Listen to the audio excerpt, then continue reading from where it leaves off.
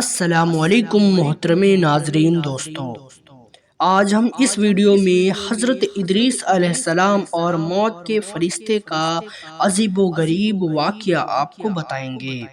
یہ ویڈیو بہتر ہی دلچسپ ہے، اس لیے آخر تک ضرور دیکھیے گا۔ سیدنا ادریس علیہ السلام ایک دن اپنے کام سے فارغ ہو کر بیٹھے تھے کہ ملک الموت آدمی کی صورت میں مہمان کے طور پر رات میں حضرت ادریس علیہ السلام کے دروازے پر آ گئی۔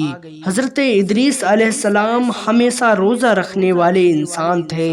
جب شام ہوتی تو افطار کے وقت آپ کا کھانا جنت سے آتا، جس قدر کھاتے باقی کھانا پھر جنت میں چلا جاتا۔ اس دن کا کھانا جب آیا تو حضرت ادریس علیہ السلام نے وہ کھانا اس مسافر کو پیش کر دیا، لیکن مسافر نے کچھ نہ کھایا اور قدم پر قدم رکھ کر عبادت کرتا رہا۔ حضرت ادریس علیہ السلام ان کا یہ حال دیکھ کر بہت متاثر ہوئے کہ یہ کون شخص ہے۔ اگلے دن حضرت ادریس علیہ السلام نے ان سے کہا، اے مسافر، تو میرے ساتھ چل کر خدا کی قدرت جنگل میں جا کر دیکھ۔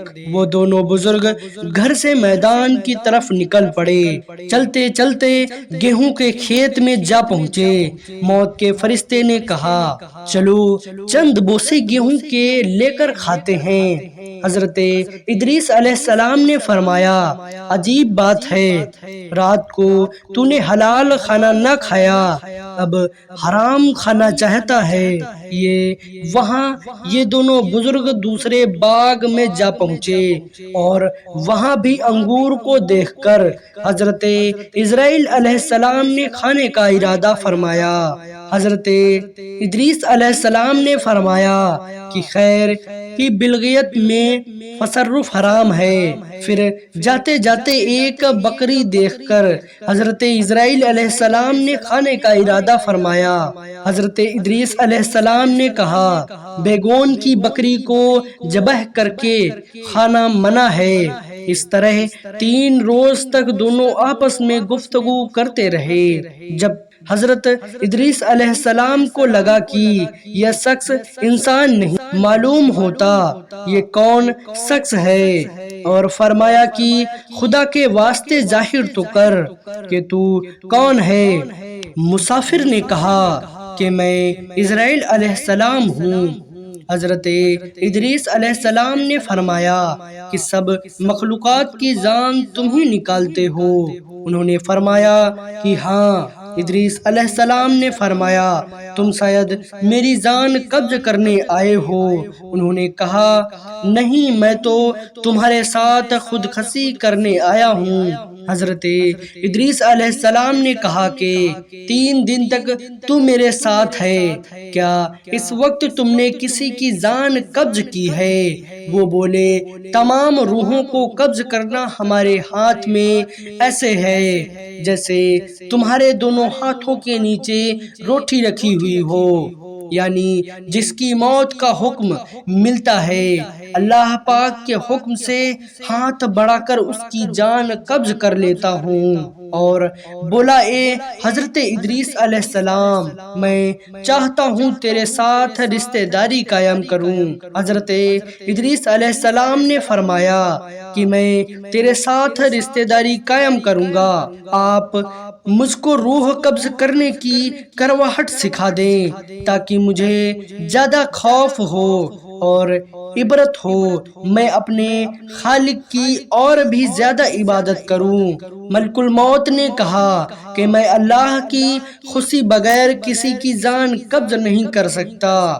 تب حضرت ادریس علیہ السلام خدا بندے قدوس کی بارگاہ میں عرض کی اور پھر جان قبض کرنے کا حکم ملنے پر جان قبض کر لی۔ تب موت کے فرشتے نے خدا کی بارگاہ میں دعا مانگی اور اللہ پاک نے ان کو زندہ کر دیا۔ حضرت ادریس علیہ السلام نے ملک الموت کو اپنی گود میں لے لیا اور دونوں نے آپس میں رشتہ داری قائم کر لی، اور موت کے فرشتے نے ان سے پوچھا، اے ادریس علیہ السلام، جان نکلنے کی تکلیف کیسی تھی؟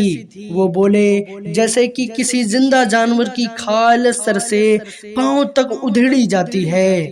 موت کے فرشتے نے کہا کہ بھائی، قسم ہے رب العالمین کی، جیسا میں نے تیرے ساتھ احسان کیا اور جتنی آسانی میں نے آپ کے ساتھ کی، ایسا میں نے کسی کے ساتھ نہیں کیا۔ حضرت ادریس علیہ السلام نے فرمایا، اے بھائی، مجھے دوزخ کی دروازے تک لے چل، تاکہ اس کو دیکھ مجھے خوف الہی زیادہ ہو اور میں زیادہ عبادت اور بندگی کروں۔ تب موت کے فرشتے نے اللہ کی حکم سے ان کو دوزخ کے ساتھ طبق دکھائے۔ پھر حضرت ادریس علیہ السلام بولے، اے بھائی، مجھے جنت دیکھنے کی آرزو ہے، دیکھ کر خوشی حاصل کروں اور عبادت زیادہ سے زیادہ کروں۔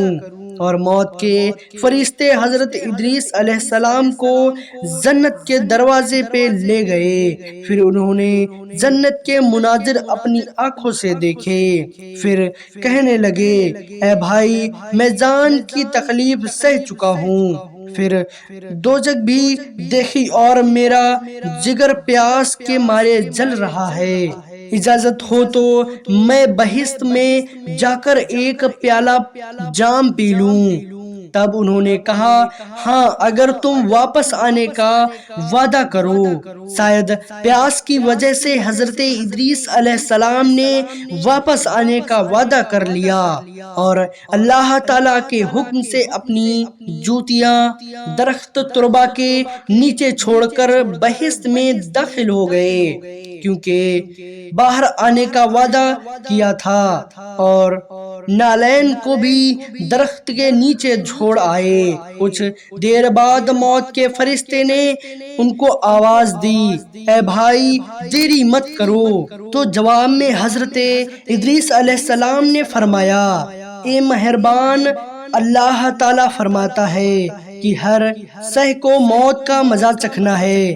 اب تو میں نے موت کا مزہ چکھ لیا ہے اور میں دوزخ میں بھی پہنچ چکا ہوں، اور یہ بھی اللہ تعالی فرماتا ہے کہ ان کو وہاں کوئی تکلیف نہ پہنچے گی، نہ ہی ان کو وہاں سے نکالا جائے گا، یعنی جو جنت میں گیا واپس نہ نکالا جائے گا۔ یہ بھائی، اب میں ہرگز نہیں آؤں گا۔ بارگاہ الہی سے آواز آئی، اے اسرائیل علیہ السلام، تو حضرت ادریس علیہ السلام کو چھوڑ کر چلا جا، میں نے ان کی تقدیر میں یہی لکھا تھا۔ حضرت ادریس علیہ السلام موت کا مزہ چکھ کر اور دوزخ کو بھی دیکھ کر جنت جا رہے تھے۔ تب حضرت اسرائیل علیہ السلام بولے، ہر نبی پر جنت حرام ہے جب تک کہ خاتم الانبیاء حضرت محمد صلی اللہ علیہ وسلم داخل نہ ہوں۔ پھر آواز آئی، اسرائیل علیہ السلام، میں بہشت کو دریغ نہیں رکھتا، لیکن پہلے بہشت میں محمد صلی اللہ علیہ وسلم داخل ہوں گے، ان کے بعد ان کی امت داخل ہوگی۔ حضرت ادریس علیہ السلام تو بہشت میں چلے گئے اور ان کے سب فرزند ان کی جدائی میں گریہ اور ساری کرنے لگے کہ ان کی یاد میں آنسو بہاتے اور بہت روتے۔ ایک دن ابلیس ان کے پاس آیا اور کہا، تم رویا مت کرو، میں تمہارے باپ کے جیسی ایک صورت بنا دیتا ہوں، تم اس کو دن رات دیکھنا اور پوجنا، اس سے تمہارا سب درد اور دکھ ختم ہو جائے گا اور تب تم سب خوش رہو گے۔ اب ابلیس نے ایک ایسی صورت بنائی کہ حضرت ادریس علیہ السلام کے شکل اور اس مورتی میں کوئی فرق نہ تھا، اور وہ لوگ اس صورت کو پوجا کرتے تھے، یہاں تک کہ دھیرے دھیرے مورتی پوجنے کا رواج پورے دنیا میں پھیل گیا۔ پورب سے لے کر پشچم تک یہ رواج جاری رہا۔ کوئی آدمی اللہ تبارک و تعالیٰ کو نہ جانتا نہ کسی کے پاس علم تھا اور نہ ہی اچھا عمل بعد میں۔ اللہ تعالیٰ نے حضرت نوح علیہ السلام کو ان پر پیغمبر بنا کر بھیجا تاکہ ان کو ہدایت کی راہ بتائیں۔ اللہ پاک ہم سب کو نیک عمل کرنے کی توفیق عطا فرمائے، آمین۔